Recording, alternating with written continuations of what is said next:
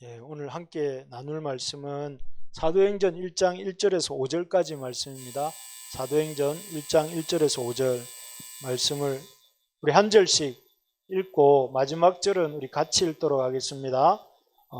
1장 1절부터 5절까지 신약 성경 187쪽입니다. 187쪽 한 절씩 교독하겠습니다.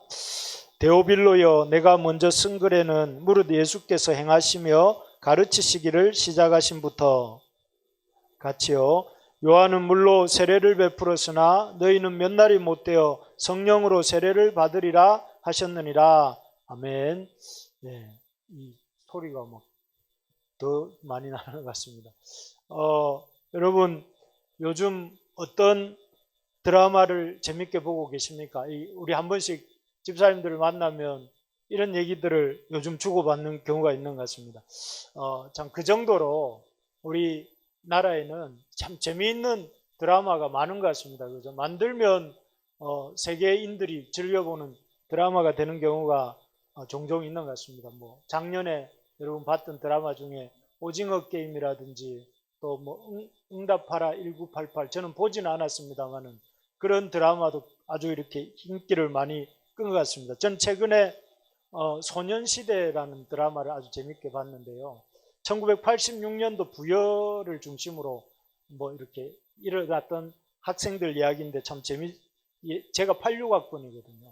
그래서 그런지 더 이렇게 재밌게 봐줬던 것 같습니다. 그래서 어쨌든 한국 사람들 드라마를 참 잘 만드는 것 같습니다. 그런데 드라마를 보다 보면 참 그 속에 푹 빠져서 그 사람들의 어떤 그 이야기 속에 빠져드는데, 그런데 이런 그 드라마를 이런 드라마 저런 드라마를 보면서 이렇게 깨닫게 생각하게 되는 게 있는데, 한 드라마를 재미있게 보다가 그 드라마가 끝나고 나면 그 드라마에 대해서는 나도 모르게 까맣게 잊어버리는 것 같아요. 그래서 나중에는 그 드라마들에 대한 큰 스토리는 좀 생각이 나지만 등장인물이나 또는 에피소드 같은 것은 거의 생각이 안 나는 것 같아요. 여러분들은 안 그렇습니까? 좀 그런 것 같습니다. 그래가지고 내가 늙어서 그런지 모르겠지만 그런 것들을 보면서 드라마에 대해서 이렇게 한 드라마가 끝나면 새로운 드라마를 또 보게 되니까, 그러다 보니까 앞에 드라마는 이불로 기억 안 하기도 하고 또 새 것을 이렇게 보기 위해서 거기에 또 마음을 쏟다 보니까 그렇게 되는 것 같습니다. 그런데 이 드라마를 재밌게 보고 또 잊어버리고 새 드라마를 볼 때는 아무 생각도 안 하는 그런 현상은 이런 드라마에만 국한되는 게 아닌 것 같아요. 드라마뿐만 아니라 우리의 신앙에도 이런 현상들이 있는 게 아닌가 하는 생각이 듭니다. 예수님의 어떤 그 십자가와 그 예수님의 부활하심 또 승천하심, 이 모든 일들이 사실은 굉장히 놀라운 일들 아닙니까? 예수님께서 십자가에 돌아가신 사건도 빅 이슈고, 또 예수님이 부활하신 사건은 더 말할 수 없는 큰 사건이고, 또 예수님이 승천하신 사건은 너무나 놀라운 일입니다. 그런데 사람들이 어떻게 생각하느냐 하면은, 예수님 그래 십자가에 돌아가셨지, 예수님 그래 정말 부활하셨지, 예수님 승천하셨지, 이런 놀라운 사건도 시간이 지나면 드라마에 재밌었던 드라마 잊어버리듯이 잊어버린다는 거죠. 그게 우리만 그런 게 아니라 이 시대, 사도행전이 기록되던 시대도 마찬가지였던 것 같아요. 그래서 이 사도행전은 누가 기록했습니까? 누가가 기록했잖아요. 그죠? 사도행전은 누가복음에 이어서 사도행전을 기록을 하는데, 이 시기가 대략 한 62년, 63년경이라고 해요. 그러니까 사도행전을 이 누가가 기록한 이유가 뭐라고 이렇게 됐느냐면은, 예수께서 행하시며 가르치시기를 시작하신부터 하면서 예수님의 행적을 누가복음과 사도행전이 이렇게 따로 떨어져 있는 책이 아니라 예수 그리스도의 행하심과 가르치심을 이렇게 기록하고 난 뒤에 그 이후에 예수님이 이 땅에서 했던 사역을 누가복음에 기록했다면, 예수님이 천상에서 성령을 통해서 그 순종하는 제자들을 통해서 이루시는 지상 사역, 천상에서 예수님이 하시는 사역을 기록한 책이 이 사도행전이다, 이렇게 할 수 있습니다. 그래서 똑같이 주인공은 누구냐면 예수님이신데, 예수님이 땅에서 하셨던 활동은 누가복음에 기록되었다면, 예수님이 하늘에서 천상사역으로서 이 땅에 하시는 사역은 이 사도행전에 기록되었다 하는 것입니다. 그래서 이것을 누가를 통해서 사도행전을 이렇게 읽게 될 그 사람들에게 상기시켜 주려고 하는 것이죠. 그래서 우리가 참 기억해야 될 게 뭐냐면은, 예수님의 복음, 예수님의 그 사역을 드라마 보듯이 보면 안 된다. 재밌는 드라마, 재밌을 때는 깊이 몰입하지만 지나고 난 뒤엔 까맣게 잊어버리는 그런 드라마처럼 생각하면 안 된다 하는 것입니다. 그래서 여러분, 너무 많은 이야기들에 몰입되어 있다가 보면 이 복음서가 흥미가 이렇게 떨어지는데, 여기 보면 우리가 이 누가복음에 이어서 기록되고 있는 이 사도행전은 한마디로 방금 말씀드린 것처럼 예수님의 사역이, 땅에서의 사역이 끝나고 승천하셨다고 해서 끝난 것이 아니라 하늘에서 이 사역이 계속된다 하는 것이죠. 그래서 여기 한번 보시면 예수님께서 이 땅에서 하셨던 그 사역이 하늘에서도 계속되고 있다 하는 것입니다. 그래서 여기 앞에서 우리가 넘어왔는데 1절에 보면 이렇게 되어 있습니다.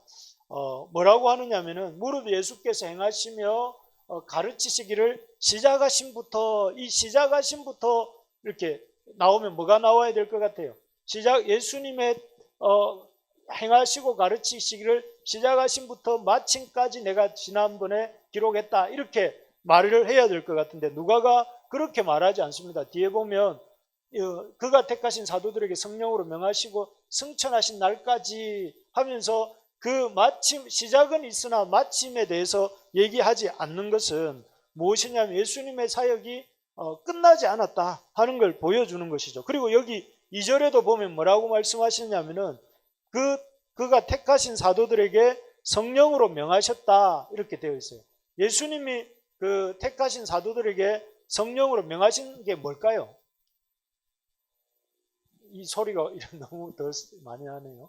여기 보면 예수님이 마태복음 28장 19절, 마가복음 16장 15절, 누가복음 24장 47절에서 하신 말씀을 여기 이 구절에서 택하신 사도들에게 성령으로 명하셨다, 이렇게 누가가 적고 있는데, 그 내용이 뭐냐면은 예수님께서 제자들에게 가서 모든 민족으로 제자를 삼고 아들과 성령의 이름으로 세례를 베풀고 내가 너희에게 분반 모든 것을 가르쳐 지키게 하라.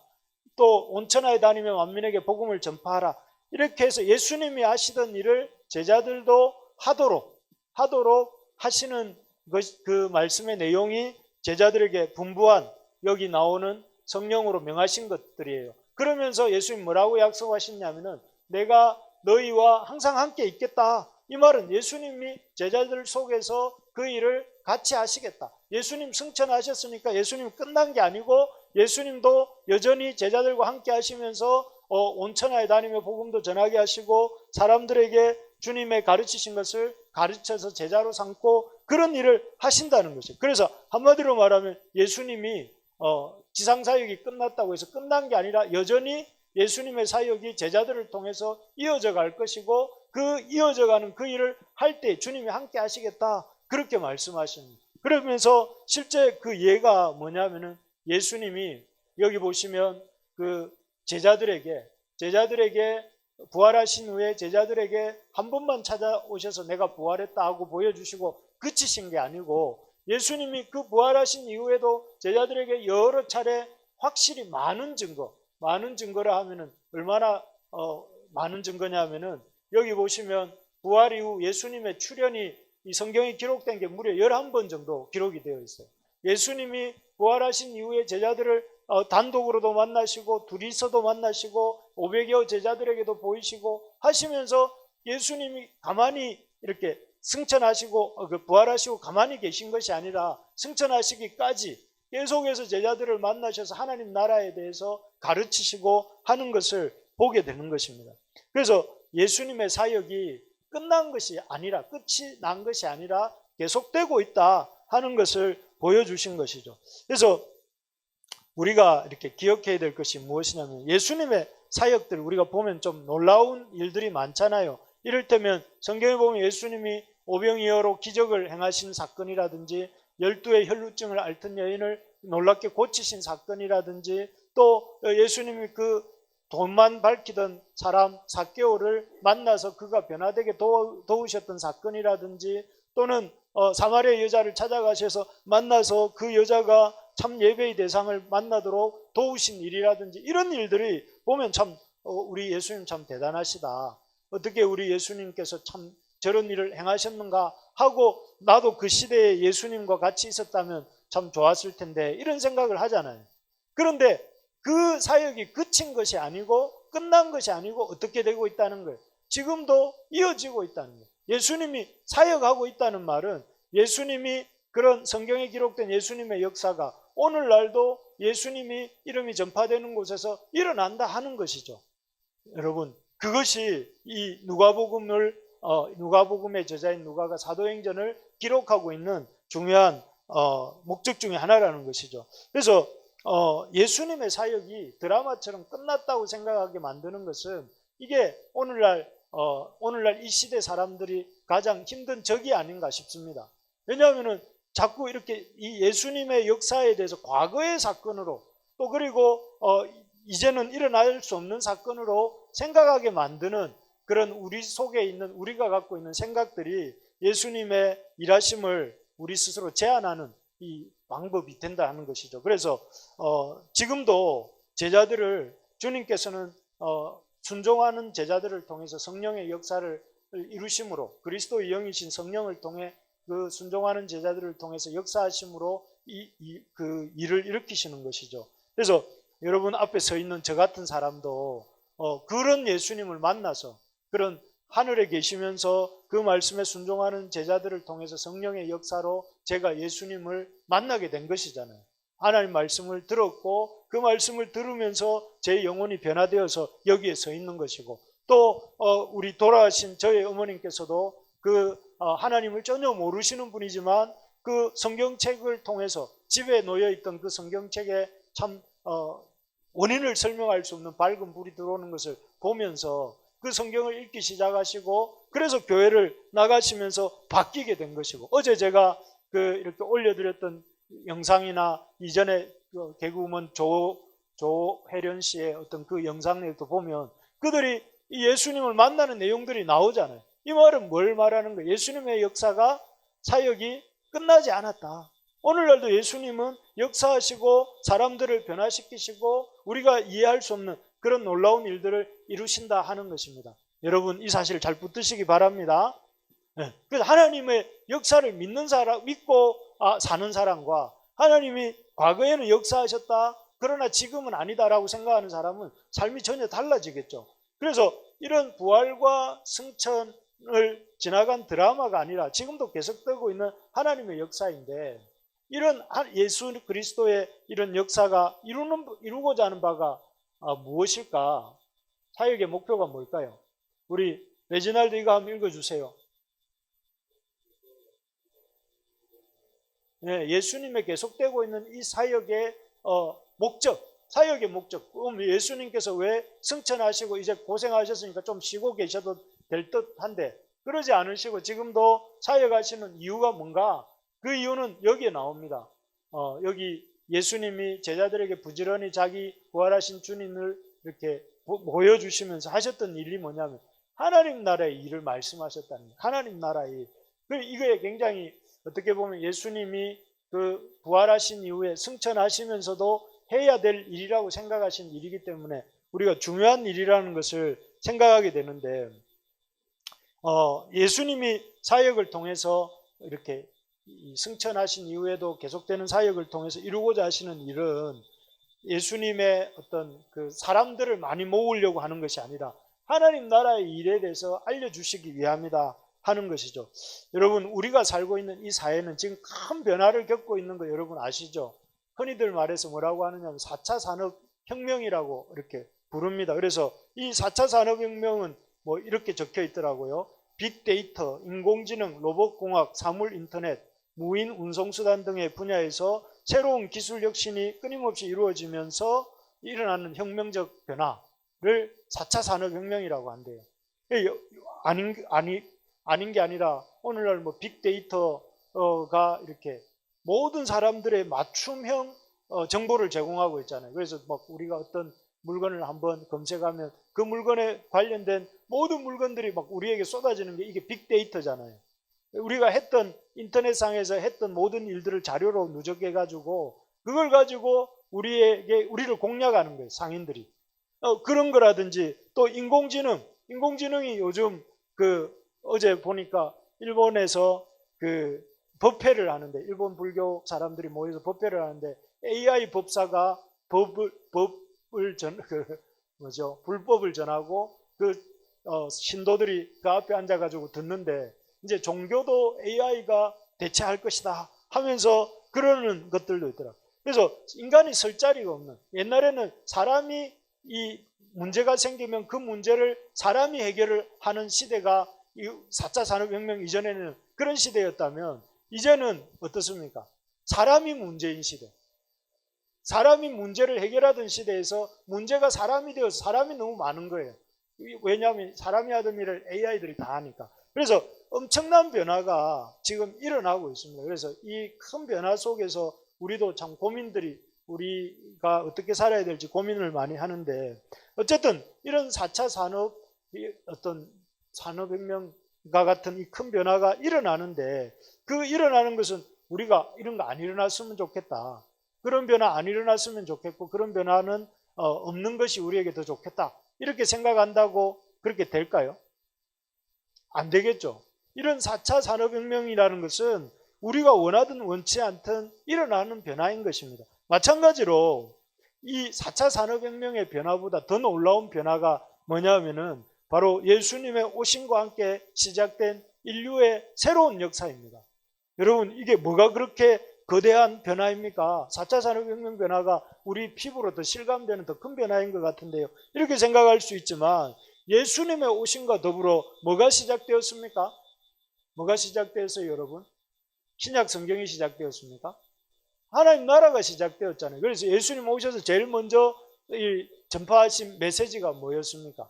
때가 찼고 하나님의 나라가 가까웠다, 하나님 나라가 이르렀다, 이 말이잖아요. 하나님 나라가 가까웠다면 하나님 나라가 이르렀다는 말이고, 그래서 하나님 나라의 시작이 되었다는 것을 가장 먼저 그 이전에 간헐적으로 이렇게 선포하시던 그 메시지를 본격적으로 선포하시고 그렇게 전하시지 않았습니까? 그래서 우리 눈으로 볼 때 여러분 어떻습니까? 나라는 존재, 또 우리를 둘러싸고 있는 이런 환경, 또 이 세상은 영원할 것 같잖아요. 이 소음도 영원할 것 같잖아요. 영원하지 않다는 거예요. 여러분, 영원하지 않다는 게 오늘이 증명하는 거예요. 23년이 다 가고 있잖아요. 영원할 것 같은데, 여러분, 우리가 살고 있는 이 세상의 기후가 늘 봄, 여름, 가을, 겨울이 그렇게 올 거라고 생각을 했잖아요. 그런데 요즘 기후가 옛날 같지 않아요. 막 겨울이 너무 따뜻하고 여름이 너무 이렇게 봄과 가을이 없어지고 겨울이 너무 따뜻해지고, 어떤 곳에서는 겨울에 큰 온도가 30도 이상 올라가고, 그런 기후적인 변화들도 우리가 생각해 볼 때 이 자연 만물은 늘 그 자리에 있을 것 같은데, 그렇지 않다는 것을 요즘 이 이상기후를 통해서 우리가 보고 있듯이, 이 세상이 영원할 것 같은 이 세상이 영원하지 않고, 이 세상은 시대는 가고 땅의 시대는 가고 하늘의 시대가 오고 하나님 나라가 온다 하는 것을 말씀하신 분이 예수님인 것이죠. 그래서 이제는 자기중심적인 삶을 사는 사람들을 그런 사람들이 회개하고 예수 그리스도를 주로 영접하고 예수님을 주로 받아들이는 모든 사람들은 어디로 간다? 땅의 나라에서 하나님의 나라로, 사망의 나라에서 생명의 나라로, 이 일시적인 나라에서 영원한 나라로 가게 된다는 것을 알려주신 분이 누구냐면 예수님이에요. 예수님이 오셔서 하신 일이 뭐냐면 거대한 시대의 변화가 왔다. 거대한 시대의 변화가 왔고, 그 시대의 변화 속에서 이제는 누구든지 자기중심적인 삶을 회개하고 하나님 예수 그리스도를 주로 모시고 예수님을 회개하여서 주님을 주로 모시고 하나님 중심적인 삶의 속으로 편입될 때 그 사람은 이 영원한 나라에, 하늘나라에, 생명의 나라에 들어가게 된다 하는 것이 주님이 말씀해 주시는 그런 어떤 그 메시지의 핵심입니다. 그래서 삭개오도 그랬고 사마리아 여자도 그랬고 어떻게 했습니까? 그들이 예수님을 만난 이후에 뭐라고 했죠? 삭개오는 물동이를 버려두고, 거꾸로 말했네요. 삭개오는 그 나무 위에서 내려와서 급히 내려와 즐거워하며 예수님을 영접했다고 했고, 이 여인은 물동이를 버려두고 예수님을 만난 기쁨을 그 보기 싫은 지긋지긋한 마을 사람들에게 가서 오히려 예수를 만났다, 메시아를 만났다 하고 전했잖아요. 이게 뭐예요? 땅의 시대가 영원할 줄 알았는데, 나의 이 비참하고 초라한 삶이 영원할 줄 알았는데, 그게 아니라 새로운 시대, 새로운 삶을 살 수 있는 길이 열렸다는 것을, 예수님을 만남으로 열린다는 것을 알려주려고 한 거잖아요. 이게 거대한 변화라는 거예요. 거대한 변화. 그래서 여러분, 여러분들이 잘 들어보셨는지 모르겠지만, 그 무디라는 사람이, 제가 몇 번 얘기했잖아요. 무디가 뭐라고 그가 죽음을 이렇게 임종을 하면서 한 말이, 땅이 물러가고 하늘이 열린다, 이렇게 하면서 그가 임종했다고 합니다. 그런 것들이 바로 어떤 새로운 그 시대가 열린다는 거죠. 그리고 그런 새로운 시대가 열렸다는 걸 예수님이 오늘 본문에, 이제 오늘 오후에 송구영신 예배 때 나누겠지만, 그걸 보여주는 사건이 뭐냐 하면은 예수님이 승천하는 거예요. 여러분, 예수님이 왜 굳이 제자들이 보는 눈앞에서 그렇게 하늘로 올라가셨을까요? 예수님이 하늘로 올라가신 게 그냥 그거 너무 말도 안 되는 이야기다, 이렇게 생각할지 모르겠지만, 성경은 그 말도 안 된다고 우리가 생각할 줄 알면서도 왜 기록했을까요? 하늘의 시대가 열렸다는 걸 보여주는 거예요. 이제는 땅의 시대가 가고 죽음의 시대가 일시적인 어떤 눈에 보이는 그런 시대가 가고 영원한 시대의 어떤 그 문이 열렸다는 것을 이렇게 보여주시는 사건이 그 예수님의 승천 사건이에요. 그리고 그 예수님의 승천 사건을 통해서 우리가 누구든지 예수님처럼 그렇게 열린 하늘로 올라가게 될 것을 이렇게 우리에게 보여주신 것이죠. 그래서 여러분, 우리가 이거를 알아야 되고, 그런 큰 시대가 하나님 나라가 임했고 예수 그리스도를 주로 받아들인 자는 하나님 나라의 백성이 되고 생명을 얻었다는 것을 이렇게 우리가 알아야 된다는 거죠. 그래서 어제 이렇게 그 이성미 개그맨, 옛날 흘러간 개그맨들 얘기를 해서 좀 요즘 청년들은 잘 모를 수도 있는데, 그분이 보면 뭐라고 하느냐 하면, 후배 연예인 전도를 위해서는 자기가 자기 목숨을 대신 내어줘도 나는 아깝지 않다, 이런 말을 하는 장면이 나와요. 그 간증 중에. 그거 보면서 참, 보통 자기 생명은 하나밖에 없으니 누구든지 그 생명을 주는다는 말은 쉽게 할 수 없는 말인데, 생명을 주어도 좋다는 말은 무엇이에요? 생명보다 귀한, 생명보다 더 놀라운 게 있다는 걸 그녀가 알기 때문에 그렇게 말하는 거잖아요. 그 집사님이. 그렇게 말한다는 것 자체를 통해서 그녀는 이미 하나님, 예수 그리스도를 통해 시작된 하나님 나라에 들어가 있는 하나님 나라의 백성이기 때문에 그렇게 말을 하고 있구나 하는 걸 알게 되는 것이죠. 그래서 여러분, 우리가 참, 우리 예수님이 그런 하늘 문을 여시고 승천하시고 또 부활하심으로 죽음의 권세가 이제 끝나고 생명이 우리 가운데 임하고 또 하나님 나라가 시작되었다는 걸 우리에게 보여준 것처럼, 우리가 이 사실을 잘 알고 전하는 삶을 살게 하시기 위해서, 하나님 나라의 일을 전하는 삶을 살게 하시기 위해서 예수님이, 이 승천하신 예수님께서 지금도 일하고 계시다 하는 것입니다. 그래서 그런데 우리 한번 이거 읽어볼까요? 읽어보고 넘어갑시다. 시작. 이제 땅의 시대가 지나가고 하늘의 시대, 하나님 나라의 문이 활짝 열렸습니다. 여러분, 이걸 볼 줄 아는 저와 여러분들 될 수 있기를 바랍니다. 하나님 나라가 열렸어요. 하늘의 시대가 열렸어요. 그리고 그 시대에 동참할 수 있는 사람은 예수님을 회개하고 예수님을 주로 모신 사람들이 그 시대에 동참하고 그 나라의 백성이 된다는 것입니다. 그래서 그것을 또 알리는 것이 우리에게 주신 중요한 사명인데, 이런 것을 알리기 위해서 우리가 기억해야 될 게 뭐냐면, 우리 한번 영어로 레지날드 한번 읽어주세요. 홀리 스피릿에 의해서 반드시 이렇게 우리가 인도함을 받아야 된다 하는 것입니다. 그래서 예수님도 당부하시는 게 뭐냐면, 제자들에게 그러니까 너희들 하늘이 열렸다는 것과 하나님 나라가 시작되었다는 것을 제자들이 가서 힘써 전하기를 이렇게 명하시면서, 그러면서 예수님 뭐라고 하시냐면은, 그 가서 이제 너희는 신속히 복음을 전해라 이렇게 말씀하셔야 될 것 같은데 오히려 그렇게 하지 않으시고 뭐라고 하시느냐면은 그 하나님의 약속하신 것을 기다리라, 가라고 하는 것이 아니라 기다리라고 말씀하세요. 기다리라고 하시면서 그 함께 붙어 나오는 단어가 뭐냐면은 아버지의 약속하신 것 이렇게 나와요. 아버지의 약속하신 것 이러니까 꼭 이렇게 물건 같지만 실제로 요 밑에 보면 gift라고 돼 있더라고요. 그 My Father promised the gift.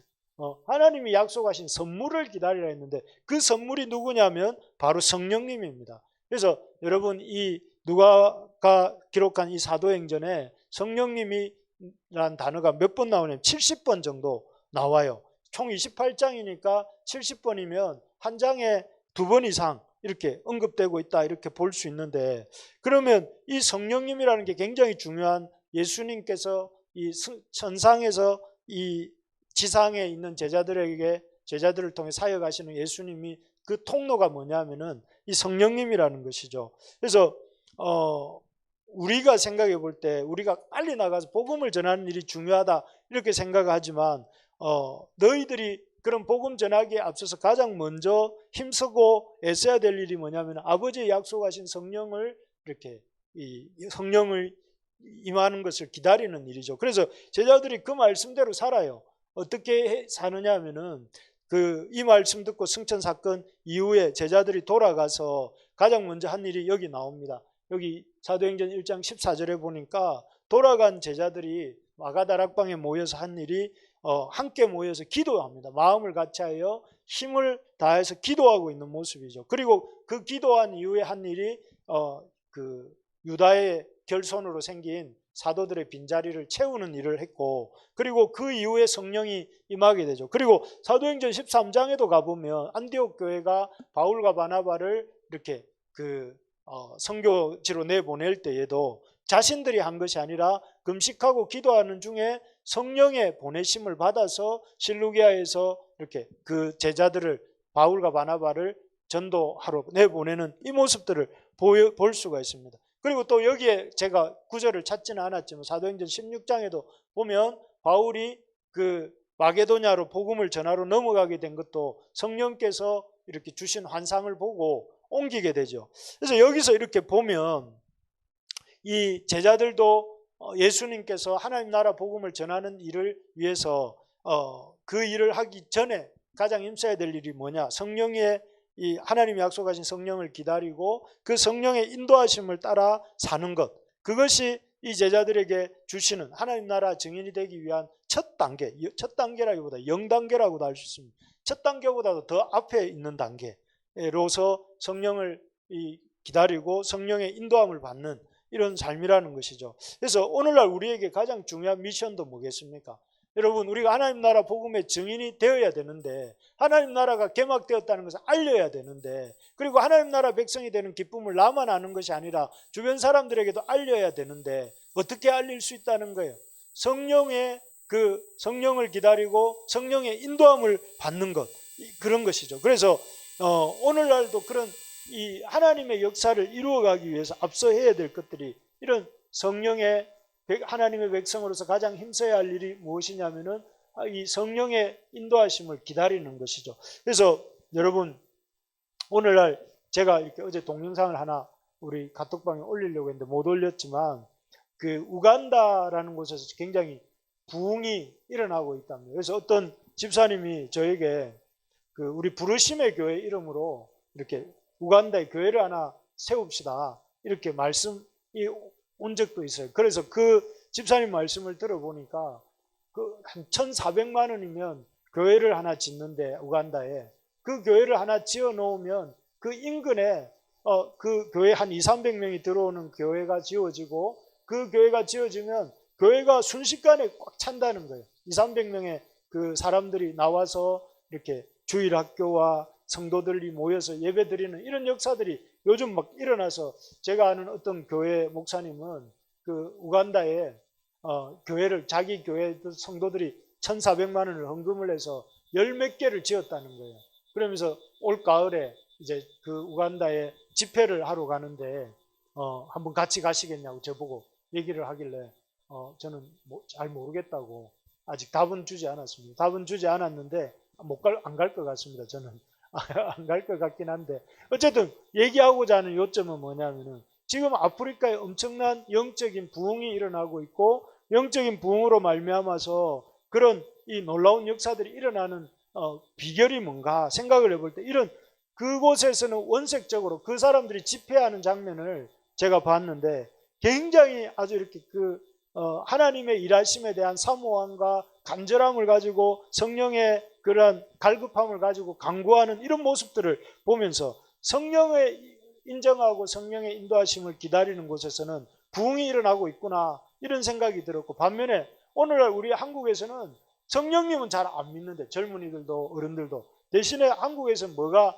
눈에 보이지 않는 온라인 세계는 잘 믿으면서도 눈에 비록 보이지 않지만 그 실존하신 하나님에 대해서는 잘 믿지 않는 온라인으로서는 온라인 게임도 잘하고 가상의 세계잖아요.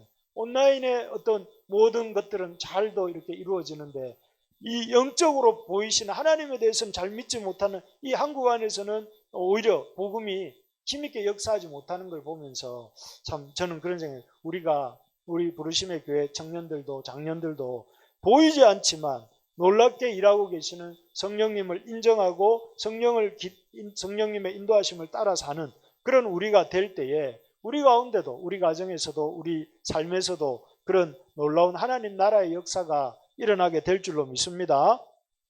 말씀을 맺겠습니다. 오늘 예수님의 역사는 아직 끝나지 않았다. 예수님의 역사가 복음서로 끝난 것 같이 생각하지만 끝난 것이 아니라 계속되고 있다는 걸 보여주는 것이 사도행전이다 하는 것을 말씀드렸습니다. 그리고 이 사도행전을 통해서 하나님이 끝나지 않은 예수님의 역사가 이루기를 원하시는 것은 하나님 나라를 이루는 것이다. 그리고 우리를 그 하나님 나라를 이루는 제자로 우리 믿는 자들을 부르셨고 또 우리를 통해 그 사명을 맡기셨다는 거예요. 그리고 그 사명을 우리가 감당하기 위해서 우리가 해야 될 가장 중요한 일이 다른 어떤 일이 아니라 성령님을 인정하고 성령님의 이 역사를 기다리면서 성령의 인도함을 받는 것이 우리가 해야 될 일이다 하는 것이죠. 그래서 우리 한 해를 마무리하면서 우리에게 다시 한번 하나님 나라의 역사가 끝나지 않았다는 것을 기억하면서 그 하나님 나라의 역사를 또 사모하면서 우리가 하나님 나라를 힘써 전하는 그 일을 위해서 성령님의 이 인도하심을 사모하고 또 성령의 역사를 잘 순종하는 우리 모두가 되기를 간절히 소망합니다.